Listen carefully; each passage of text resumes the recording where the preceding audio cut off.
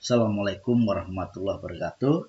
Anak-anakku kelas 12 IPA yang saya cintai, ketemu lagi dalam pertemuan belajar sifat koligatif larutan.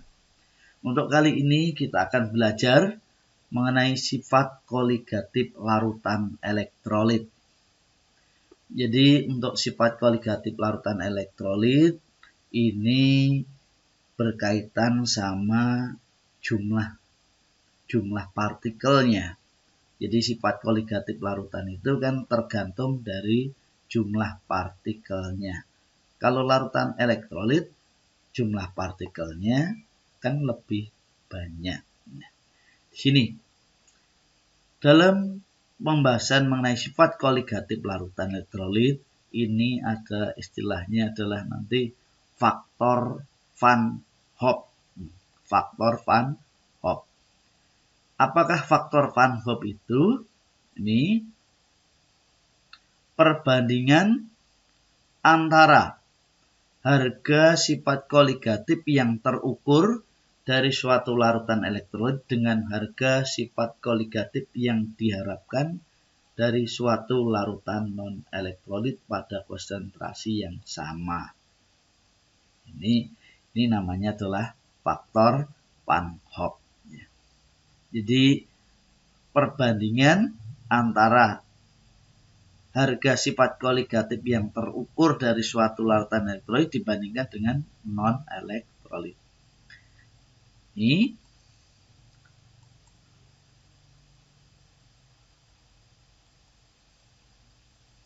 I sama dengan 1 plus N-1 alfa.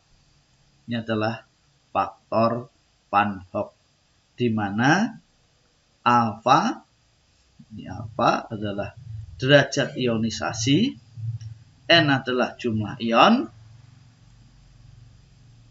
yang dapat dihasilkan oleh satu satuan rumus senyawa elektrolit. Kita lihat slide berikutnya. Bagaimana cara menghitung I, faktor Van Hoff itu? I. Contoh.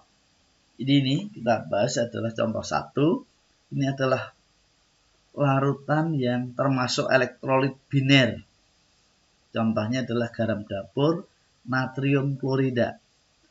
Natrium klorida ini adalah Na+, ini sama Cl-. Jumlah ionnya berapa? Ini ada 2. Ya. Jadi N-nya sama dengan 2. Jumlah ionnya 2. Contoh yang berikutnya ini kalsium sulfat. Ca2+. Ya. Jadi Ca2+ ini ya tetap ini satu ion. Kemudian sulfat ini juga satu ion. Jadi jumlahnya adalah N-nya 2. Kalau N-nya 2, jadi kita masukkan pada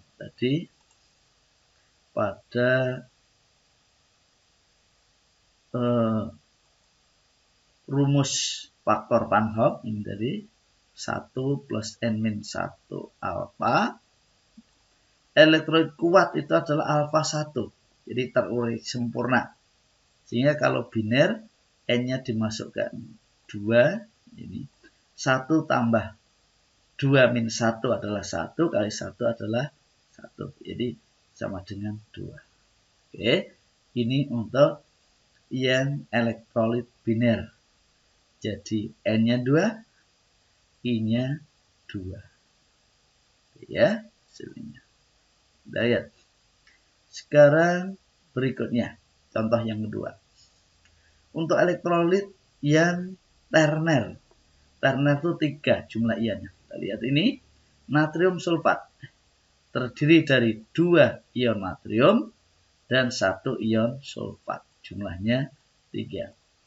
Yang lain ada kalsium, ini kalsium klorida, terurai jadi kalsium 2+ sama 2 klorida. Jumlahnya adalah 3. Kita masukkan di sini N-nya 3.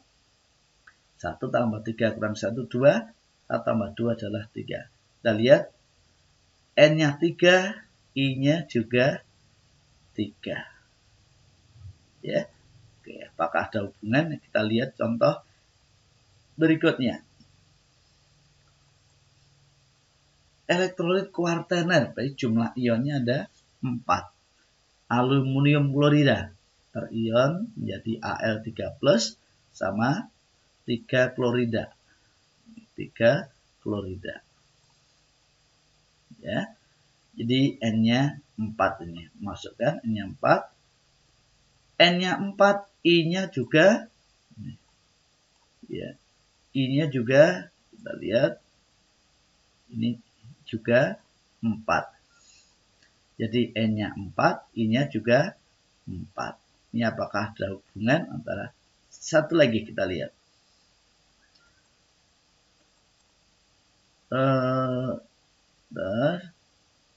Kuartener.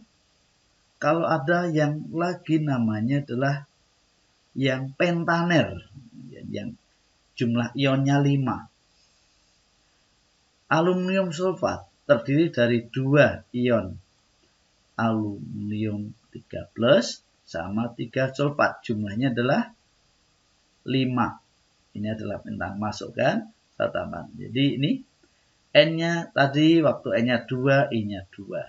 N-nya 3, I-nya 3. N-nya 4. Jadi ada hubungan, simpulannya banyak. Untuk elektrolit yang kuat, ini.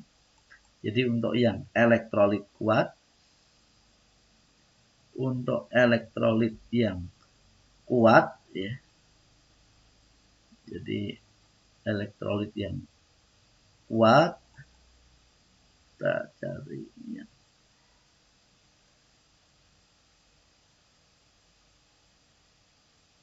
Merah. Untuk elektrolit yang kuat, ini elektrolit kuat, ya. Jadi I ini adalah elektrolit kuat, I-nya sama dengan N. Jadi I-nya sama dengan N. Jadi ya. Jadi kalau nanti masukkan pada rumus sifat koligatif lautan, delta TB KBM kali I jumlah ionnya. Delta TF KF kali I jumlah ionnya. Untuk tekanan osmotik juga kalikan I. Ya, 1 + N-1 alfa. Khusus untuk tekanan uap, lihat, pertambahan jumlah partikel diperuntukkan pada fraksi mol pelarut dan yang terlarut. Jadi ini tidak langsung kali I, tapi yang dikalikan I adalah zat terlarutnya. Ini di mana ini fraksi mol pelarut.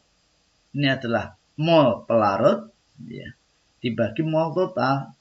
Mol terlarutnya kan ini, ya. Kalikan I. Jadi yang kalikan I cukup pada yang N terlarutnya. Ya. Oke. Ini jadi untuk sifat koligatif larutan yang elektrolit, ini adalah ada faktor Van Hoff. Jadi kalian harus hafal untuk larutan elektrolit itu termasuk biner, terner, tersier, kuartener atau pentaner. Ini kalian harus hafal ya. Oke, baik. Demikian untuk pembahasan sifat koligatif larutan yang elektrolit. Dia nanti untuk pemahaman lebih lanjut, kalian nanti lihat pada contoh soal. Oke, demikian. Assalamualaikum warahmatullahi wabarakatuh.